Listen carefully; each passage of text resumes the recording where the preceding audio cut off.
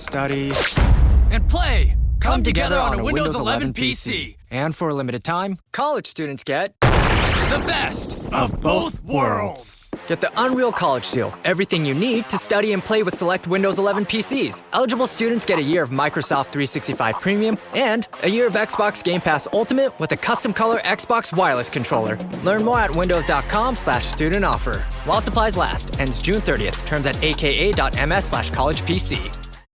This episode is brought to you by Prime. What if you had one more chance with the one that got away? Sam, you came home. Based on the best-selling novel from Carly Fortune.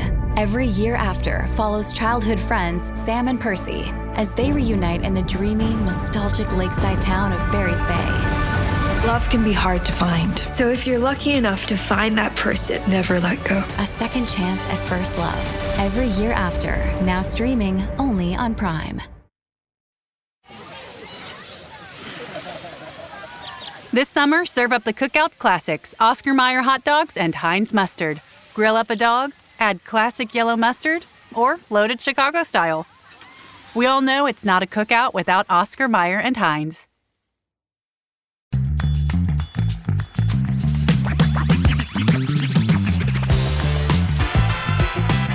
Hey everyone, welcome to this edition of Spin, Shuffle, Skip on the There Can Only Be One podcast channel.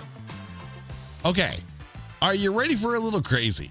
Are you ready for a little fun? And are you ready for something that you cannot believe that we sat down and listened to? That's right. Pat Boone in a metal mood. And here to join me, hopefully in a metal mood himself, Lyle Robishaw's back on the show. Lyle, how you doing, man? I'm doing great, Jason.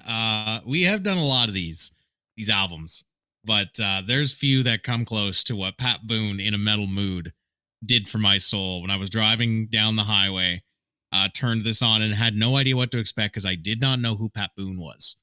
So yeah, we'll get into it, but this was one of the most pleasant surprises you've thrown me. Yeah, never before has anyone ever wanted to own an album where you take a look at the cover and there's an old guy in a vest and no shirt looking right down the pipe of the lens of the camera and going, twinkle in his eye. Yeah, with a twinkle in his eye. With a fake twinkle in his eye that's been photoshopped over top of it, saying, I'm about to take all the songs that you love and make you not love them, or maybe love them even more. Love them even more. Love them even more. I will say that for fans of artists like Richard Cheese and Lounge Against the Machine, this is going to be a fun listen to you. And I would be lying if I said that I did not have this CD in my collection. It's crazy. It's a big band version of metal songs. It's like if Frank Sinatra did Sabbath. It's so hilarious. I love it so much. All right, let's get a little background on this album here. Released January 28th, 1997, hit number 125 on the Billboard 200. Now, let me dispel some rumors here. Crazy Train, the cover of the Ozzy Osbourne song.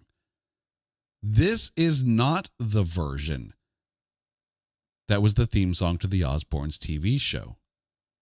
That version was actually done by Louis LaMedica, who used this song as the style guide for his own version. Now, apparently Pat Boone had come out and said, I wish they'd come and talk to me because I would have done it for free. But that is not Pat Boone doing the theme song for the Osbournes TV show. Which is crazy because that's probably one of the most well-known covers of Crazy Train. Yeah. Yeah. Because it's basically a cover of the original. Of Crazy, yeah. Which is, we're going into Inception territory here. Oh, yeah. But when you take a look at the list of artists that are covered on this album, it is a who's who of hard rock and heavy metal. To varying degrees of success. Varying degrees of success. All right. So, Lyle, your spin pick from Pat Boone in a metal mood. The whole album. No, I'm kidding. There has to be some to pick out. I will say I enjoyed most of this. There's not a whole lot of stinkers on here. I tried to go with my quality ones, or the ones that still stuck to the original melody, because I think if you keep the words but change up the like time signatures or anything like that, you're not really covering it anymore. You're just turning it into something it's not. Mm-hmm. So that's why my spin is Holy Diver, because this one stayed pretty close to the original, but he just did it in his own way. And I actually think this is fantastic. Oh, yeah. I think the cover of Holy Diver on here is really good. So it's my spin with a pretty big bullet. Now, for regular listeners of the show, we got into this about Kula Shaker's cover of Hush from the I Know What You Did Last Summer soundtrack, in that you freaking love that song, the Deep Purple version of that song. I do. So you could not abide by Kula Shaker's version of that song. How hard is it when you absolutely love the song? Because we've talked about Holy Diver before, right? I love Holy Diver. I love Dio. Right. But even like Killswitch Engage's cover of Holy Diver is epic and massive. How hard is it, though, for someone to take a song that you love and then really flip it on its head? Like, does it throw you for a loop? It does throw you for a loop, but I find it's one of those things that's a true 50-50 shot. It's either going to be amazing, it's going to be terrible, and there's no in the middle. There's no middling returns. There's no, oh, it was all right. No, it's either people are going to absolutely love it or people are going to absolutely hate it. And if you look at covers, all of them, the opinions are usually the same. People either really, really love it or they really hate it. There's not a lot of divisive covers out there. Oh, I really liked it. Oh, well, I really hated it. If you're a big fan of an artist and someone releases a cover of that artist, the fandom almost makes a decision as a conglomerate of whether they love it or they hate it. And I think anybody that likes Dio would listen to this and think, hell yeah, this is awesome. Well, hell yeah, it is awesome. Holy Diver is actually my spin pick as well. Yeah, okay. We're on the same page this time. What this album does best is when the horn section just steps right up to the front. And that's the thing that is really selling it for this song. The horns are bright and up front. Also, once you get past the bridge, take a good listen to what that pianist is doing, because the piano is just dancing through this. There's a lot going on in this whole album. Yeah. And the backup singers as well. Like Pat Boone's doing a good job. Let's not pass by Pat here. But the backup singers are just pumping the tires on this all the way through. They are. All right. For my shuffle pick, the horn section is once again up front and center. But they have to be, because they're replacing bagpipes. I'm going with It's a Long Way to the Top If You Want to Rock and Roll, the cover of AC/DC. Like, this is huge. Plus, you have a dueling sax solo in this. They turned this AC/DC rocker, right? This Bon Scott era AC/DC rocker, and they made it almost into like a spy vibe kind of song. Yeah, it does feel like a James Bondy theme song. See, now I just need Pat Boone to star in a spy film, and this is the theme song to it. Yeah, basically. I would love to listen to a movie where this is the soundtrack. Oh, dear God. I mean, I could see it, though. I could very well see some comedy spy film taking this and just going all the way and have a lot of fun with it. All right. What's your shuffle pick? My shuffle pick is You've Got Another Thing Coming. This sounds like Judas Priest did a Disney movie, and this was the result. This gives me Disney song vibes, which I very much like. It's such a weird departure, but I absolutely love it. Judas Priest is, again, one of my favorite bands, but I love the song structure. They kept it kind of the same. It's really, really difficult to explain how good this is unless someone sits and listens to them. So I beg you, listeners, go and listen to this. I can't explain it. I really can't. I mean, you have to start an album like this strong. You can't just ease into it. You can't just put some middling track as the lead off track. You have to come out big. You have to come out with something that is going to knock your socks off. You're right. The cover of You've Got Another Thing Coming, it's a fantastic song to begin with, but the structure of the song itself also lends itself to some kind of, bigger production, if you will. Like it definitely doesn't shy away from its ability to be morphed into something like this. And yeah, it's kind of one of those songs where, unlike other things, there almost seems to be more play to it. Mm-hmm. There's more ways you can kind of make it your own, and I think they do a very good job of it here. I just find it funny because Pat Boone takes a Judas Priest song and kind of spins it on its head. It's still the same song, but kind of spins it on its head, which is exactly what Judas Priest did to a song called Diamonds and Rust that was originally done by Joan Baez. They took a Joan Baez song and made it rock. Did not know about that. Oh, yeah. You have to go and find that cover of Diamonds and Rust. Like, they owned it. The song is theirs now. Now it's one of those things where the cover has kind of eclipsed the original's popularity to the point where everyone thinks it's a Judas Priest song. Well, I mean, it is definitely a much more upbeat kind of song as well. Like the Joan Baez version, the original, yes, it is very much a folky kind of tune, but okay. But Judas Priest gave it life. Love that. I love that. And Judas Priest give life to anything because they're amazing at everything they do. Exactly. All right. So now we get to our skip pick. So Lyle, off of Pat Boone's In a Metal Mood, what's your skip pick? And is it a skip because you didn't like the version, or is it a skip because you just had to pick something? It's a skip because I didn't like the version, and also because we have to keep this going and me picking something that you liked, because it is Long Way to the Top. And I'm not saying that because you picked Long Way to the Top. This is the one for me that separated the most from the original song.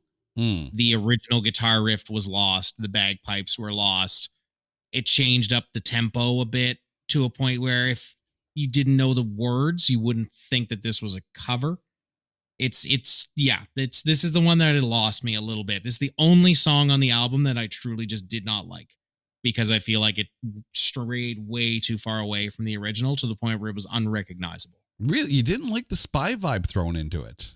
I understood what he was going for, but I didn't like that for the song, because again, if I'd only heard It's a Long Way to the Top like once in my life, I'm a huge AC/DC fan, so obviously like I heard way more than that. But if you just weren't kind of unfamiliar, you'd be like, this isn't a cover. What is this? This is a whole different song entirely, where the other ones you can at least see the cookie crumbs that lead you back to the original. Okay. I mean, I can respect that. And it kind of leads me to my skipping as well. Now, when you're going to take an album, and put, for lack of a better term, a crooner onto these metal tracks and give it a big band kind of swing kind of vibe, you're not taking it too seriously, because the goal is to have fun. But sometimes, things we think in our head that we think are funny at the time probably is not. So when I say that it really sounds like they took Panama down to Havana. Yeah, Panama was, feels a little bit like that's kind of like the joke, because it does have a very Havana kind of vibe to it. It does, and this is another one where it would be it'd be difficult to cover this in any style other than the original. This was a hard pick for them. Mm-hmm. Like, them picking this is weird, because like of all the songs to try to like transcribe in this way, this would probably be the hardest, I would imagine. I mean, if you're picking a Van Halen song, for something like this, maybe you go with something like Standing on Top of the World or something like that. I was thinking Jump. Yeah, Jump might be a little bit too easy a pick, but I mean, Dance the Night Away. Well, I get that. Yeah. Yeah. Like you could there's a couple that are kind of almost tailor-made for this. Yeah. But you go with the one that even in rock standards, it's sung in a strange way. Like, I mean, I could also hear like a very big band version of Hot for Teacher. Ooh, yeah, with the drums. Yeah, exactly. That would be sick. And you accent that got it made part with the trumpets. Yeah, got it bad. Got it bad. Throw a little trombone slide in there. I like it. I like where we're going with this. Yeah, I mean, Panama is one of my favorite Van Halen songs, and one of these days we have to go down Van Halen Road. Yes. But, especially because I'm also a huge Van Halen fan and a big fan of his kid too. So right, but to put this song in that kind of vibe, it just didn't cut it. Maybe if you've got the piano doing like the guitar pre-chorus noodle kind of thing, rather than put an actual guitar in there, like really flip it on its head if you're going to send it down to Havana for that kind of vibe. Yeah, because it was kind of a cop out, because I think this is the only one that has like an electric guitar in it. Yeah. Right? It's interesting. I mean, now, he did have some fantastic musicians on this album, including Richie Blackmore, Dweezil Zappa. You got Greg Bissonette on drums. You've got Marco Mendoza on bass. Like, he's got a fantastic. Well, they threw some weight behind this. You could tell even in the way that he sang, like there's care here. He likes this music and he's trying his best to filter it into his own style. Like I do not think this is a cash grab, a cop out, or any one of those, you know, pop does punk kind of things where just like, hey, let's throw a band that you know shouldn't sound like this and let them cover a song that they would never sing in a million years. It doesn't feel like that. It feels much more of like this guy is a fan of this and wants to see what he can do with this art form. I mean, let's be honest. No one's saying no to Pat Boone for a project like this. No, he's in a metal mood. All right, Lyle, let's remind our listeners what our spin, shuffle, and skip picks are from Pat Boone in a metal mood. From Pat Boone in a metal mood, my spin is Holy Diver. Shuffle is You've Got Another Thing Coming. And my skip is Long Way to the Top. No bagpipes, no hit. All right, well, my spin is also Holy Diver. My shuffle is It's a Long Way to the Top if you want to rock and roll, because dueling sax solo for the win. And my skip is Panama by Van Halen. All right, Lyle, thank you so much for this. Now, let our listeners know what you've been up to and where they can find you out there on the interwebs.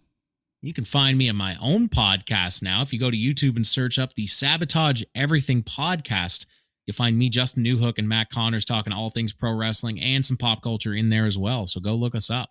All right. And dear listeners, you guys know the drill.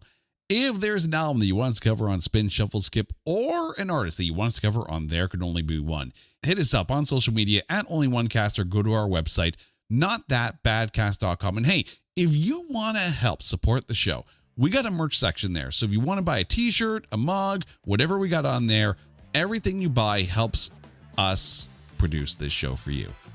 Until next time, he's Lyle, I'm Jay. You guys are awesome. This is Spin, Shuffle, Skip on the There Could Only Be One podcast channel and a proud member of the Pantheon Podcast Network. Take care.